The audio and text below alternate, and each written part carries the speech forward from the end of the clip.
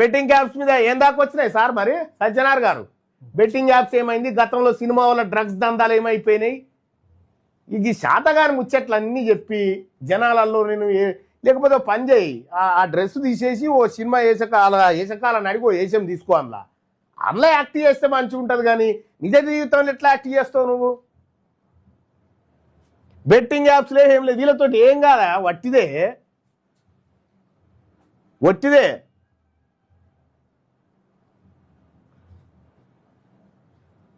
ఐబొమ్మ రవికి పదవి అన్నట.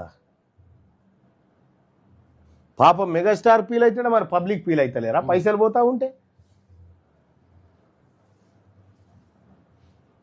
పేదోడు సినిమా పోయి చూస్తాడా? థియేటర్ పోయి చూసే పరిస్థితి, థియేటర్ పోయి చూసే పరిస్థితి లేదు. సో దయచేసి ఉన్నట్టుగా వాస్తవాలు మాట్లాడుకోవాల్సిందే, వాస్తవాలు చర్చించుకోవాల్సిందే. నీ గుండె మీద చేసుకొని చెప్పు సజ్జనార్ గారు. వాళ్ళ భార్య చెప్పకపోతే మీతో అయ్యేదేనా? ఈ యుగాంతం అయిపోయే వరకు అన్నా మీరు పట్టేటోలేనా? ఆ ఒక్క పోర నీకు దమ్ముంటే పట్టుకొని సవాలు ఇసిరితే పాపం వాళ్ళ భార్య వచ్చి కుటుంబ పంచాయతీతో ఈ ముచ్చట చెప్తే మీకు దొరికిండు. కానీ లేకపోతే ఎక్కడ దొరుకుడు? ఈయనే ఉండే హైదరాబాద్లో, ఈయనే తిరిగితే మీరు పట్టుకోలేకపోయారు.